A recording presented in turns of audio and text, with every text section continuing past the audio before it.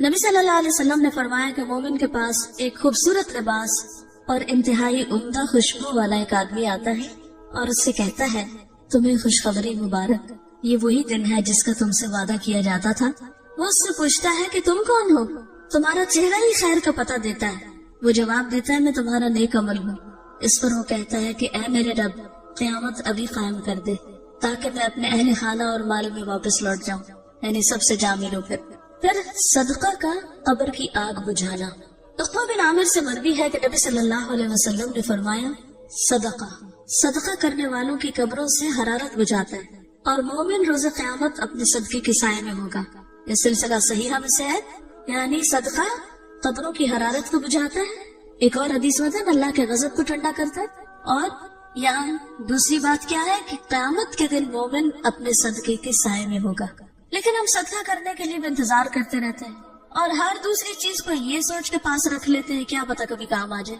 कुछ एंटीक्स बनाए हुए हैं और कुछ हम अपनी यादें हैं उसमें हमारी, और कुछ कबाड़ खाना भर के सारी यादें हमारे मरते ही बाद फेंक दी जाती है। कोई वैल्यू नहीं है, क्योंकि हर कोई अपनी मर्जी की जिंदगी गुजारना चाहता है। कोई जरूरी तो नहीं कि हमारी औलाद हमारे डेकोरेशन पीसेस को कोई वैल्यू दे।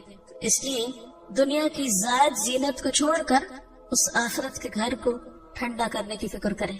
फिर जन्नत का दरवाजा खोला जाना और उसकी ठंडी हवा, सवाल जवाब के बाद फिर उसके लिए जन्नत के दरवाजों में से एक दरवाजा खोल दिया जाता है और उससे कहा जाता है, ये तेरा जन्नत में ठिकाना है और जो अल्लाह ताला ने तेरे लिए इसमें तैयार किया है। तो उसके रश्क और खुशी में इजाफा हो जाता है। फिर उसके लिए जहन्नम के दरवाजों में से एक दरवाजा खोला जाता है और उससे कहा जाता है, अगर तूने नाफरमानी की होती तो ये तेरा ठिकाना होता, और जो अल्लाह ने इसमें तेरे लिए तैयार किया हुआ है तो उसकी खुशी और सुरूर में इजाफा हो जाता है। फिर उसके लिए उसकी कब्र 70 हाथ फराख कर दी जाती है और उसमें उसके लिए रोशनी कर दी जाती है। रोशनी का जिक्र किया आपने पढ़ा। फिर रूह का सब्ज परिंदों में डाला जाना, यानी जो शहदा की रूह है खास तौर पर। उसके बाद जिस्म को उसी तरह लौटा दिया जाता है जैसा कि वो उससे शुरू हुआ था, और उसकी रूह को अच्छी रूह में कर दिया जाता है और वो एक परिंदा है जो जन्नत के दरख्त से खाता है। रसूलुल्लाह सल्लल्लाहु अलैहि वसल्लम ने फरमाया, शुहदा जन्नत के दरवाजे पर मौजूद एक नहर के किनारे पर सब्ज रंग के खैमे में रहते हैं, जहाँ सुबह शाम जन्नत से उनके पास रिस्क पहुँचता है। अभी तो ये फासले बहुत बड़े लगते हैं, जिस्म यहाँ है, रूह वहाँ है, रिस्क यहाँ पहुँच रहा है, वहाँ भी वो उड़ रहे हैं, ये सब क्या है? हमें ये बातें बिखरी स्कैटर्ड लगती, लेकिन अल्लाह के लिए कुछ मुश्किल नहीं कि इन सब का ऐसा कनेक्शन बना दे कि जिस्म और रूह दोनों ही उससे मुस्तफीद हो रहे हैं। तो सुबह शाम जन्नत का ठिकाना दिखाया जाता है, जन्नत का घर सामने नजारा कराया जाता है। हमारे मुल्क में तो ऐसा नहीं, लेकिन कनाडा में ऐसा होता है कि जब आपको कोई घर खरीदना होता है, आप प्रॉपर्टी डीलर के पास जाते हैं, रियल एस्टेट के पास, तो वो आपको इंटरनेट पे घरों की लिंक दे देते हैं कि किस रेंज में आपको खरीदना है। फिर आप उनको पूरा उसके अंदर 3D की शक्ल में मुख्तलिफ तस्वीरों के साथ उसको पूरा अंदर से विजिट कर रहे हैं। फिर उसके बाद ये कि सारे मिल बैठते हैं, फिर देखते हैं, अच्छा विंडोज ऐसी हैं, एंट्रेंस ऐसी है, फ्लोर ऐसा है, छत ऐसा है, बाहर ऐसा है, इधर ऐसा है, हर एक चीज उसमें उस स्क्रीन उस विंडो के थ्रू सब देखी जा रही है और वो दुनिया के किसी भी हिस्से में बैठ के आप देख सकते हैं। ये अगर इंसानों ने दुनिया में अपने घरों के लिए सिस्टम कर रखा है कि उस घर को खरीदने से पहले आप उसमें घूम फिर के देख ले, क्योंकि साइट पे जाना तो मुश्किल होता है, बाजू का सभी मसरूफ है, ये दूर दूर फासले होते हैं, या आपको एक सिटी से दूसरी में मूव होना है और आप रेंट पे ले रहे हैं घर, तो भी आप देखना चाहते हैं, तो आप उस स्क्रीन पे सब कुछ देख सकते हैं कि आप कहाँ जाने वाले हैं। तो यहाँ भी आप देखिए कि मरने के बाद कब्र में आखिरी घर जो है जन्नत का घर, उसकी भी सैर कराई जाती है कि ये है तुम्हारा घर। इसीलिए क़यामत के दिन जब जन्नत में जाएंगे तो आता ना कि अर्रफ़हा लहुम,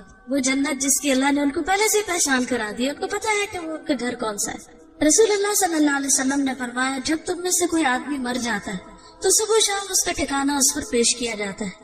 अगर वो जन्नत वालों में से है तो जन्नत वालों का मकाम, और अगर दोज़ख वालों में से होता है तो दोज़ख वालों का मकाम उसे दिखा दिया जाता है और उससे कहा जाता है कि ये तेरा ठिकाना है जब तक कि अल्लाह ताला क़यामत के दिन तुझे उठाकर उस जगह न पहुंचा दे। अब आप देखिए कि क़यामत के दिन उसमें जाना है, लेकिन फिर भी क़यामत के दिन का उठना और हिसाब किताब और पुल सरात पार करना ये अपनी जगह है। चाहे पता भी हो कि आगे जन्नत है, ये बिल्कुल ऐसे जैसे आप अगर किसी दूसरे मुल्क में जाके रहना चाहते हैं और यहाँ से आपने घर वर देख लिया, सब कुछ कर लिया, पेमेंट भी हो गई, आपके नाम भी हो गया, सब हो गया, लेकिन उस मुल्क तक पहुंचने के लिए आपको जहाज पर भी बैठना है, और उससे पहले आपको एयरपोर्ट पे भी जाना है, और वहाँ आपकी स्क्रीनिंग भी होनी है, और वहाँ आपका सामान तोला भी जाना है, वहाँ आपसे इमिग्रेशन में क्वेश्चन भी करने हैं कि आप जा कहाँ रहे हैं, और फिर जहाँ उतरेंगे वहाँ भी पूछा जाएगा कि कहाँ आए, क्यों आए। ये प्रोसेस अपनी जगह चल रहा है, क्योंकि बाज लोग कहते हैं कि ये कैसे, कब्र में अगर जन्नत जहन्नम देख ली यही हिसाब हो गया तो फिर यौमुल हिसाब की क्या जरूरत है। तो वो प्रोसेस है जिसके बगैर कोई भी आगे नहीं पहुंच सकता, चाहे वो पहले से ही सब देख ले। फिर अपना ठिकाना देकर मोमिन अल्लाह का शुक्र करेगा। मुस्लिम अहमद में है, हर जन्नती को जहन्नम में उसका ठिकाना दिखाया जाता है, और वो कहता है कि अगर अल्लाह ने मुझे हिदायत न दी होती तो मैं यहाँ होता, और फिर वो उस पर शुक्र करता है। यानी जन्नत का घर देख के और फिर जहन्नम में भी उसका मकाम दिखा दिया जाता है कि अगर तुम वहां न जाते तो यहाँ आना था तुमने, तो उससे शुक्र करता है कि अल्लाह ने इससे बचा लिया। तो जन्नत का खाना, एक अंसारी सहाबी से मरवी है, मुस्लिम अहमद की रिवायत है कि एक मर्तबा हम लोग रसूलुल्लाह सल्लल्लाहु अलैहि वसल्लम के हमरा एक अंसारी के जनाजे में निकले। मैं उस वक्त 9 उम्र था और अपने वालिद के साथ था। रसूलुल्लाह सल्लल्लाहु अलैहि वसल्लम कब्र के किनारे बैठ गए और कब्र खोदने वाले को तलकीन करने लगे कि सर की जानिब से इसे कुशादा करो और पाँव की जानिब से इसे कुशादा करो, इसके लिए जन्नत में बहुत से कोशे हैं। यानी शहादा को तो रिस्क मिलता ही। कुछ लोग जो मरते हैं वो शहीदों की जैसी मौत मरते हैं, उनको भी शहादत की खुशखबरी दी जाती है, तो सकता है उनके लिए भी रिस्क आता हो। ये गैब की बात है ना, हमारा गैब पर ईमान है, अल्लाह के नबी ने बताया ऐसा ही होगा।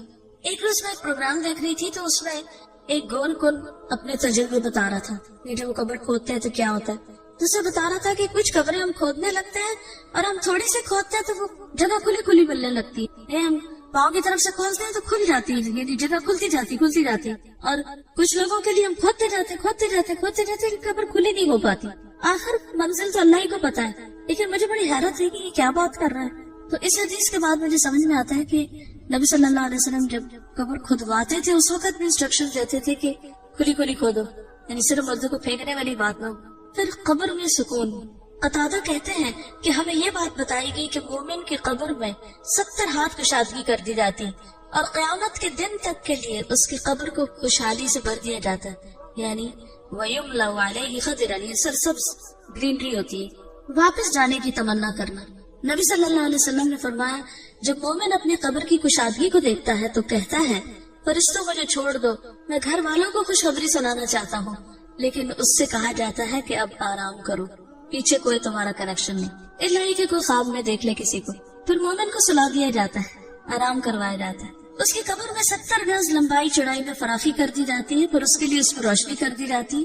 फिर उससे कहा जाता है सो जाओ, तो वो कहता है अपने घर वालों की तरफ लौट जाओ, मैं उन्हें खबर दे आऊँ। तो दोनों कहते हैं उस दुल्हन की तरह सो जाओ जिसे कोई नहीं जगाता मगर वो जो उसको सबसे ज्यादा प्यारा होता है, यहाँ तक कि अल्लाह ताला उसे उसकी इस ख्वाबगाह से उठाएगा, यानी क़यामत के दिन। ये सही तरगीब और तरहीब की रिवायत है। यानी फिर वो कब्र में लेट जाता है जैसे सो रहा हो आराम से, और वो सोते भी जैसे इंसान ख्वाब देखता है तो सब कुछ नजर आ रहा होता है, तो उसको वो नजर भी आ रहे होते हैं जन्नत दोज़ख, और वो नजारों को एंजॉय कर रहे थे। नहीं, वो एक स्क्रीन उसको दे दी जाती है कि घूमते फिरो, और इन्हें आज के टर्म्स में समझने के लिए बात कर दी जाती है। हकीकत अल्लाह ही जानता है। ये मत कहिए कि कोई इसको इस तरह इंटरप्रेट न करे कि वहाँ टीवी लगा दिया जाता है। ये माना यह है कि सिर्फ समझने के लिए कि जैसे दुनिया में हम बाज़-औक़ात बेडरूम में आराम से लेटे होते हैं, ठंडा माहौल होता है, और फिर सोचते हैं कि अच्छा कुछ देख लें और देखना शुरू कर देते हैं, देख देख के एंजॉय कर रहे थे। तो वहाँ भी जो जन्नती होगा वो नजारों को देख देख के खुश हो रहा होगा, और वैसे वो आराम की नींद सो रहा होगा, और क़यामत के दिन उसको आराम से उठा दिया जाएगा। शहदा की खुसूसी मेहमान नवाजी होगी। मसरूक से रिवायत सही मुस्लिम की है कि हमने हजरत अब्दुल्लाह से इस आयत के बारे में सवाल किया, जिन्हें अल्लाह के रास्ते में कत्ल किया जाए उन्हें मुर्दा गुमान न करो, बल्कि वो जिंदा है, अपने रब के पास से रिस्क दिए जाते हैं। अब आप देखिए कि शहदा को भी कब्र में दफन किया जाता है, और उनके बारे में कुरान बताता है कि उनको रिस्क दिया जाता है। अब बाकी हदीस को तो आप कह सकते हैं जी हदीस है, लेकिन यहाँ तो कुरान भी ये कहता है, तो ये सारी हदीस कुरान के मुआफिक ही जा रही है। तो क्या होता है, तो वहाँ वो अपने रब के पास रिस्क दिए जाते हैं। तो उन्होंने कहा हमने भी रसूलुल्लाह सल्लल्लाहु अलैहि वसल्लम से इसके बारे में सवाल किया था, इस आयत का क्या मतलब है। तो आपने फरमाया उनकी रूहें सरसब्ज परिंदों के जौफ यानी पेट में होती है, उनके लिए ऐसे कंदीलें हैं, ऐसे शैंडलियर्स हैं जो अर्श के साथ लटकी हुई हैं, और वो रूहें जन्नत में घूमती फिरती रहती हैं, जहाँ चाहे उन्हीं कंदीलों में वापस आ जाती। उनका रब उनकी तरफ मुत्तले होकर फरमाता है तवज्जो करके کیا تمہیں کسی چیز کی خواہش ہے؟ کچھ چاہیے؟ وہ عرض کرتے ہیں ہم کس چیز کی خواہش کریں، حالانکہ ہم جہاں چاہتے ہیں جنت میں پھرتے ہیں، یعنی ہم جہاں چاہتے ہیں گھومتے پھرتے ہیں۔ اللہ تعالیٰ اسے 3 مرتبہ اس طرح فرماتا ہے جب وہ دیکھتے ہیں کہ انہیں کوئی چیز مانگے بغیر چھوڑا نہیں جائے گا تو وہ عرض کرتے ہیں رب ہم چاہتے ہیں کہ آپ ہماری روحیں ہمارے جسموں میں ڈال دیں یہاں تک کہ ہم تیرے راستے میں پھر قتل کیے جائیں۔ یعنی اس موت میں اتنی لذت ہے، جب اللہ دیکھتا ہے کہ انہیں اب کوئی ضرورت نہیں تو انہیں چھوڑ دیا جاتا ہے۔ لیکن جو شخص مومن نہیں ہوتا اس کی قبر اور زندگی کیسی ہے؟ مرتے وقت اس کو ساتھ ہی موت کے فرشتوں سے ہی سزا ملنے لگتی ہے۔ وَأَمَّا إِن كَانَ مِنَ الْمُكَذِّبِينَ الضَّالِّينَ، اب مکذبین بھی اور ضالین بھی ہیں، یہ دونوں بیک وقت بھی ہو سکتے ہیں اور خالی ضالین بھی ہو سکتے ہیں، پتہ ہی نہیں کرنا کیا ہے۔ وَنُزُلٌ مِّنْ حَمِيمٍ وَتَصْلِيَةُ جَحِيمٍ، سورۃ الواقعہ 92 سے 94۔ اگر وہ جھٹلانے والے گمراہوں سے ہوگا تو کھولتا پانی اس کی مہمانی ہوگی اور وہ دوزخ میں دھکیل دیا جائے گا۔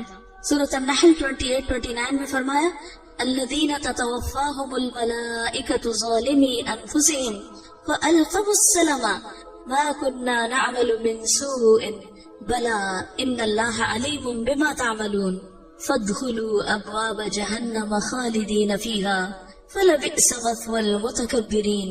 وہ لوگ جو اپنے آپ پر ظلم کر رہے ہوتے ہیں دنیا میں، جو فرشتے ان کی روح قبض کرتے ہیں، یہ کرنے کے لیے آتے ہیں تو ہتھیار ڈال دیتے ہیں، ہینڈز اپ، ہم کوئی برے کام تو نہیں کر رہے تھے، جھوٹ بولنا شروع کر دیتے، ہم تو کوئی غلط کام نہیں کر رہے تھے، دنیا میں بھی یہی دھوکہ، ہم تو کوئی غلط نہیں کر رہے، ہم تو ٹھیک ہی کر رہے ہیں۔ تعویلیں دے دے کہ ہم سب اپنے کانشیس یا ضمیر کو سلائے رکھتے ہیں۔ فرشتے کہیں گے کیوں نہیں کر رہے تھے جو کچھ تم کر رہے تھے، اللہ یقیناً اسے خوب جانتا ہے، اب جہنم کے دروازوں سے اس میں داخل ہو جاؤ، تم ہمیشہ اس میں رہو گے، غرض تکبر کرنے والوں کا ٹھکانہ بہت برا ہے۔ سورۃ الانفال 50 میں فرمایا وَلَوْ تَرَىٰ إِذْ يَتَوَفَّى الَّذِينَ كَفَرُوا الْمَلَائِكَةُ يَضْرِبُونَ وُجُوهَهُمْ وَأَدْبَارَهُمْ وَذُوقُوا عَذَابَ الْحَرِيقِ، کاش آپ اس حالت کو دیکھتے جو فرشتے ان مقتول کافروں کی روحیں قبض کر رہے تھے تو ان کے چہرے اور ان کی پشتوں پہ ضربے لگاتے تھے اور کہتے تھے اب جلانے والے عذاب کا مزہ چکھو۔ کبھی کسی نے دیکھا مار پڑتے مردے کو؟ ہمیں تو نظر نہیں آتی، لیکن قرآن کہتا ہے کہ جان لیتے وقت میں ان کو مار پڑ رہی ہوتی۔ پھر کافر کی موت کا منظر مسند احمد میں آتا ہے، جب کوئی کافر شخص دنیا سے رخصتی اور سفر آخرت پہ جانے کے قریب ہوتا ہے تو اس کے پاس آسمان سے سیاہ چہروں والے فرشتے اتر کر آتے ہیں جن کے پاس ٹاٹ ہوتے ہیں، بوریاں، وہ طاعت دینے کا بیٹھ جاتے ہیں، پھر ملک الموت ان کے سرانے آ کے بیٹھ جاتا ہے اور اس سے کہتے ہیں کہ اے نفس خبیثہ، اللہ کی ناراضگی اور غصے کی طرف چل۔ یہ سن کر اس کے جسم میں روح دوڑنے لگتی، یعنی ادھر ادھر چھپتی ہے، اور ملک الموت اسے جسم سے اس طرح کھینچتے ہیں جیسے گیلی اون سے سیخ کھینچی جاتی ہے، کباب والی سیخ ہوتی ہے، اون اگر اس کے اندر ڈال دی جائے تو نکالنا اس کو مشکل ہوتا ہے، چپک جاتی اور اسے پکڑ لیتے ہیں۔ فرشتے ایک پلک جھپکنے کی مقدار بھی اسے ان کے ہاتھ میں نہیں چھوڑتے اور اسے ٹانٹ میں لپیٹ لیتے۔ اس موقع پر کافر اللہ کی ملاقات کو پسند نہیں کرتا۔ رسول اللہ صلی اللہ علیہ وسلم نے فرمایا جب کافر کی موت کا وقت قریب آتا ہے تو اللہ کے عذاب اور اس کی سزا کی بشارت دی جاتی، اس وقت کوئی چیز اس کے دل میں اس سے زیادہ ناگوار نہیں ہوتی جو اس کے آگے ہوتی۔ اب مجھے اللہ کے سامنے کھڑے ہونا ہے، وہ اللہ سے جا ملنے کو ناپسند کرنے لگتا ہے، بس اللہ بھی اس سے ملنے کو ناپسند کرتا ہے۔ اور دیکھیے دنیا میں کچھ لوگ اللہ کی بات نہیں سننا چاہتے، موت کے وقت اللہ سے ملنا نہیں چاہتے، قیامت کے دن اللہ کے سامنے کھڑے نہیں ہونا چاہتے، تو آخری انجام کیا ہوگا؟ ہاں کہ اللہ تعالیٰ اپنا دیدار ان سے کیوں کروائے جب انہیں کوئی شوق اور دلچسپی نہیں تھی، اور یوں وہ ہمیشہ کے لیے حسرتوں میں گم ہو جائیں گے۔ پھر مسلسل عذاب کی خبر دینا، اگر وہ گناہگار آدمی ہو تو فرشتے کہتے ہیں اے خبیث روح جو خبیث جسم سے نکل رہی، نکل، اخرجی، قابل مذمت ہو کر نکل، ذمیمتن وابشری بحمیم وغساق، اور کھولتے پانی اور کانٹے دار کھانے کی خوشخبری قبول کر، وآخر من شکلہ ازواج، اور اس قسم کے دیگر انواع و اقسام کے عذاب کی خبر وہ بھی قبول کر۔ یہ اس کے سامنے جملے بار بار دہرائے جاتے ہیں یہاں تک کہ اس کی روح نکل جاتی۔ دیکھیے ایک تو روح نکلنے کی تکلیف اور رگ رگ سے نکلنے کی درد، اور اوپر سے ڈانٹیں، جیسے بچے کو چوٹ لگے اور ادھر اس کی ماں اور ڈانٹنا شروع کر دے تو دکھ پہ دکھ بڑھ جاتا ہے۔ ہر انتہائی بدبودار ٹھکانہ۔ نبی صلی اللہ علیہ وسلم نے فرمایا کافر کی روح جب نکلتی، حماد کہتے ہیں کہ آپ نے اس کی بدبو اور فرشتوں کے لعنت کرنے کا ذکر کیا تو آسمان والے کہتے ہیں کہ خبیث روح زمین کی طرف سے آئی ہے، پھر اسے کہا جاتا ہے کہ تم اسے آخری وقت تک کے لیے اس سے جین کی طرف لے چلو، ابو ہریرہ فرماتے ہیں کہ رسول اللہ صلی اللہ علیہ وسلم نے اپنی چادر اپنے ناک مبارک پر اس طرح لگا لی، یعنی کافر کی بو کو ظاہر کرنے کے لیے، کہ سب نے اس کو یعنی دیکھ کے بھی اس کی شدت کو محسوس کی، یعنی ناقابل برداشت ہو۔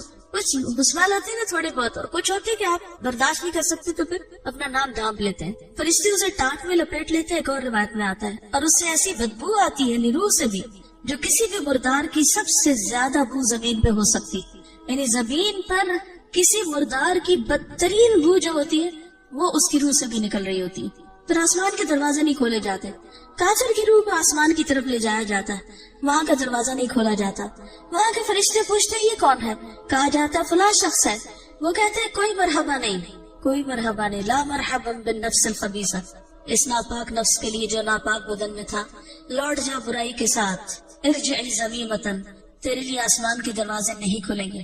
قرآن پاک میں بھی آتا ہے نا کہ ان کے لیے آسمان کے دروازے کھولے نہیں جائیں گے۔ پھر آسمان سے پٹھایا جاتا ہے، فرشتہ اس روح کو لے کر اوپر چڑھتے ہیں، فرشتوں کے جس گروہ کے پاس سے ان کا گزر ہوتا ہے وہی گروہ کہتے ہیں یہ کیسی خبیث روح ہے، وہ اس کا دنیا میں لیا جانے والا بدترین نام بتاتے ہیں، جو چور ڈاکو مجرم ہوتے ہیں وہ انہی چیزوں کے ساتھ پھر پہچانے بھی جاتے ہیں، یہاں تک کہ اسے لے کر آسمان دنیا میں پہنچ جاتے ہیں، دروازے کھلواتے ہیں، لیکن دروازہ نہیں کھولا جاتا۔ پھر رسول اللہ صلی اللہ علیہ وسلم نے یہ آیت تلاوت کی، لا تفتح لهم ابواب السماء ولا يدخلون الجنة حتى يلج الجمل في سم الخياط، ان کے لیے آسمان کے دروازے نہ کھولے جائیں گے اور نہ ہی وہ جنت میں داخل ہوں گے تا وقت کہ اونٹ سوئی کے ناکے میں داخل ہو جائے۔ اللہ تعالیٰ فرماتے ہیں کہ اس کا نامہ اعمال سجین میں سے نچلی زمین میں لکھ دو، یعنی اور گہرائیوں میں پستیوں میں۔ اب یہ نچلی زمین کیا ہے اللہ عالم، چنانچہ اس کی روح کو پھینک دیا جاتا ہے۔ پھر یہ آیت تلاوت فرمائی، وَمَن يُشْرِكْ بِاللَّهِ فَكَأَنَّمَا خَرَّ مِنَ السَّمَاءِ فَتَخْطَفُهُ الطَّيْرُ او تہوی بہ الريح فی مکان سحیق، جو اللہ کے ساتھ شرک کرتا ہے وہ ایسے ہے جیسے آسمان سے گر پڑا پھر اسے پرندے اچک لے یا ہوا اسے دور دراز کی جگہ میں لے جا پھینکے۔ اب دیکھو گے جب ہوا چلتی ہے تو چیزوں کو اڑا کے وہ دور لے جاتی کہ وہ پکڑائی بھی نہیں دیتی، پھر اس کی روح جسم میں لوٹا دی جاتی ہے، پھر وہ تمنا کرتا ہے کہ قبر کی طرف اس کو نہ لے جایا جائے۔ وہ مرنے والا اگر نیک نہیں ہوتا تو کہتا ہے بربادی، مجھے کہاں لے کے جا رہے، یہ صحیح بخاری کی روایت، مجھے کہاں لے کے جا رہے ہو۔ اس کی آواز انسان کے علاوہ اللہ کی ہر مخلوق سنتی ہے، اگر انسان سن پائے تو بے ہوش ہو جائے، برداشت نہ کر سکے۔ پھر قبر میں سوال و جواب کے وقت خوف کی حالت میں اٹھنا، جب فرشتے آتے ہیں تو اسے کہتے ہیں بیٹھ جاؤ، وہ بروب اور خوف زدہ حالت میں بیٹھ جاتا ہے۔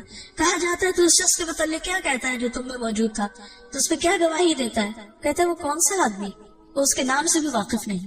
اس سے کہا جاتا ہے کہ محمد صلی اللہ علیہ وسلم، وہ کہتا ہے میں نہیں جانتا، لوگوں کو بات کرتے سنتا تھا، جیسے لوگ کہتے تھے میں بھی کہہ دیتا تھا، یعنی سنی سنائی خبریں بس تھی میرا علم۔ چنانچہ اس کو کہا جاتا ہے تو نے اسی پہ زندگی گزاری، اسی پہ فوت ہوا، اور اللہ نے چاہا تو اسی پہ اٹھایا جائے گا۔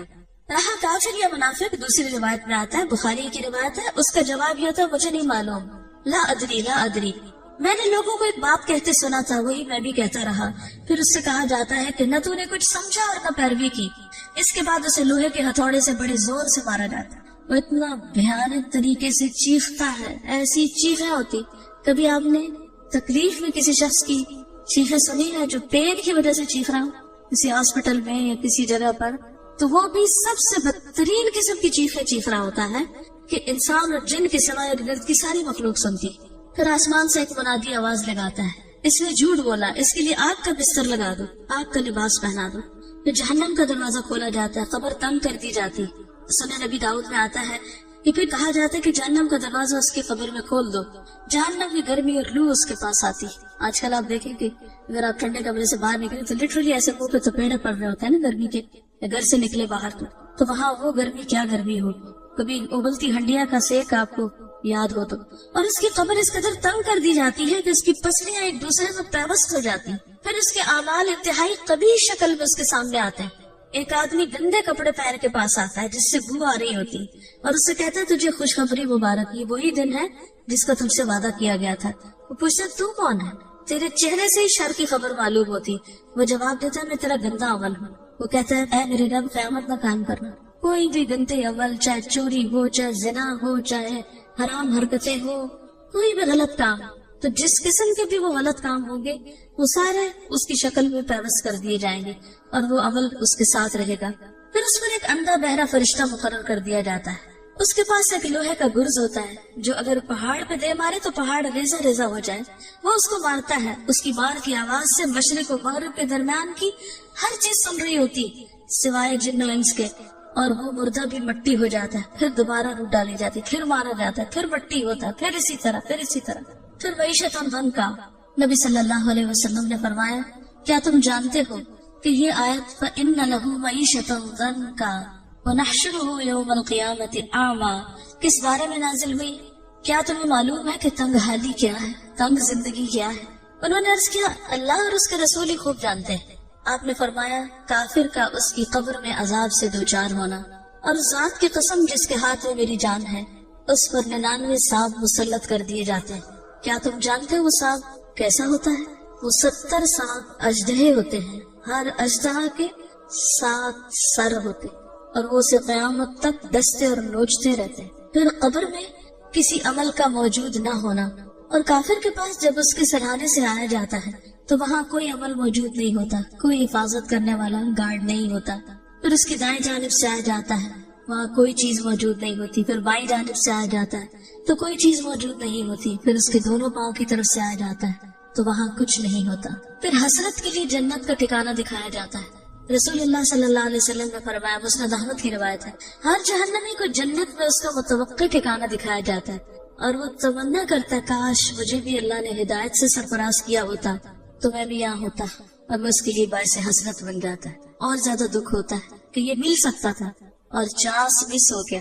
بعض اوقات ایسا ہوتا ہے نا کہ کوئی سودا مس کر جائے, ہم کو بزنس ڈیل اچھی سی ہونے والی ہو, تو پھر بعض لوگوں تو ہارٹ اٹیک ہو جاتا ہے کہ اتنا بڑا لاس ہو گیا, چانس مس ہو گیا, کوئی گاڑی چھوٹ جائے, جہاز چھوٹ جائے, کیا کیفیت ہوتی.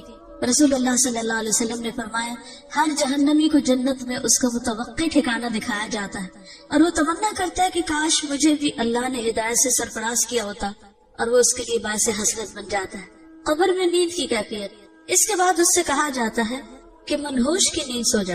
ابو حازم کہتے ہیں کہ میں نے ابو ہریرہ سے پوچھا کہ منحوش سے کیا مراد ہے؟ انہوں نے کہا, منحوش سے مراد وہ آدمی ہے جسے کیڑے مکوڑے سانپ ڈستے اور نوچتے رہتے ہیں, تو اس کی نیند کیا نیند ہوگی. پھر اس کو قبر تنگ کر دی جاتی. نبی صلی اللہ علیہ وسلم نے اپنی زندگی میں کچھ قبروں سے عذاب کی آوازیں بھی سنی تھی اور صحابہ کو بتایا بھی تھا. یہ جو کچھ میں نے سنایا ہے یہ اس لیے ہے تاکہ ہم اپنے ایمان کو نمبر 1 درست کریں, اس کو یقینی چیز سمجھیں, اور پھر اس کے لیے تیاری بھی کریں, اور ان معلومات کو اپنے بچوں اور اپنے آس پاس کے لوگوں سے شیئر کریں تاکہ وہ بھی اس یقینی جگہ کے لیے تیاری کریں. کیونکہ یہ ایسی جگہ جس میں کوئی شک ہے ہی نہیں کہ وہاں نہیں جانا. کہیں بھی جانے میں پروگرام تبدیل ہو سکتا ہے, وہاں کا پروگرام تو یقینی سیٹ کنفرمڈ, جگہ بھی لکھی ہوئی کہ کہاں جانا آپ نے. تو نبی صلی اللہ علیہ وسلم نے اپنی زندگی میں بھی عذاب قبر سنا تھا. ابو ایوب سے روایت ہے کہ رسول اللہ صلی اللہ علیہ وسلم سورج غروب ہونے کے بعد باہر نکلے تو آپ نے کچھ آواز سنی. آپ نے فرمایا, یہودیوں کو ان کی قبروں میں عذاب ہو رہا ہے. انس نے بیان کیا. ایک اور روایت ہے صحیح بخاری کی. انس بیان کرتے ہیں کہ ایک شخص پہلے عیسائی تھا, پھر وہ اسلام میں داخل ہو گیا. اس نے سورۃ البقرہ اور آل عمران پڑھ لی تھی, اور وہ نبی صلی اللہ علیہ وسلم کا کاتب بن گیا, لکھنے والا. پھر وہ شخص مرتد ہو کر عیسائی ہو گیا. کہنے لگا, محمد کے لیے جو کچھ میں نے لکھ دیا ہے اس کے سوا اور کچھ بھی معلوم نہیں مجھے. پھر اللہ کے حکم سے اس کی موت واقع ہو گئی. اس کے آدمیوں نے اسے دفن کر دیا. جب صبح ہوئی تو انہوں نے دیکھا کہ اس کی لاش قبر سے نکل کر زمین کے اوپر پڑی. عیسائیوں نے کہا کہ یہ محمد صلی اللہ علیہ وسلم اور اس کے ساتھیوں کا کام ہے. چونکہ ان کا دین اس نے چھوڑ دیا تھا اس لیے انہوں نے اس کی قبر کھودی اور لاش کو باہر پھینک دیا. چنانچہ انہوں نے دوسری قبر کھودی جو بہت زیادہ گہری تھی, لیکن جب صبح ہوئی تو لاش پھر باہر تھی. اس مرتبہ بھی انہوں نے یہی کہا کہ یہ آپ کے ساتھیوں کا کام. چونکہ ان کا دین اس نے چھوڑا اس لیے اس کی قبر کھود کر انہوں نے لاش باہر پھینک دی. تو انہوں نے پھر ایک بار قبر کھودی اور جتنی گہرائی ان کے بس میں تھی اتنا گہرا کھود کے اسے اندر ڈالا, لیکن صبح ہوئی تو لاش پھر باہر تھی. اب انہیں یقین آیا کہ یہ کسی انسان کا کام نہیں, اور پھر انہوں نے اسے یوں ہی زمین پہ چھوڑ دیا. اس میں کتے بلیاں کھا جاتے جو بھی کوئی. تو یہ دنیا میں بھی کبھی کبھی اللہ تعالیٰ ایسے منظر دکھا دیتے ہیں کہ جس سے انسان کے یقین میں پھر اضافہ ہو جاتا ہے. قبر بھی ایک بہت اہم مرحلہ ہے. پھر ایک اور موقع پر نبی صلی اللہ علیہ وسلم کا گزر 2 قبروں پر ہوا. آپ نے فرمایا ان دونوں قبروں پر عذاب ہو رہا ہے, اور یہ کسی بڑی بات میں نہیں. ان میں سے ایک تو چغل خوری کرتا تھا اور دوسرے پیشاب سے بچنے کے لیے احتیاط نہیں کرتا تھا. چغل خوری کیا ہوتی ہے کہ ایک جگہ کی خبریں دوسری جگہ پہنچانا اور لوگوں کو لڑانا. मुखबरियां करके इधर की बातें सुन उधर की सुन और फिर आगे दूसरों तक उसको पहुंचा के काम खराब करना। और दूसरा नजासत की फिक्र नहीं करता, यानी पेशाब के छींटे गजाए जिस्म पे पड़े, कपड़ों पे ना वजू ना नमाज, क्या हासिल। ये भी सही बुखारी की रिवायत थी, याद रखिए। अब कई लोग कहते हैं कब्र में कहाँ से अजाब होता है, तो अल्लाह के रसूल सल्लल्लाहु अलैहि वसल्लम खुद बता रहे हैं और सही तरीन रिवायत है, शक की तो गुंजाइश ही कोई नहीं। एक और रिवायत में आता है, अब्दुल्लाह बिन मसूद से रिवायत है कि रसूलुल्लाह सल्लल्लाहु अलैहि वसल्लम ने फरमाया, अल्लाह के एक बंदे के बारे में हुक्म दिया गया, और ये सिलसिला सहीहा की रिवायत है, इसे कब्र में 100 कोड़े लगाए जाएं।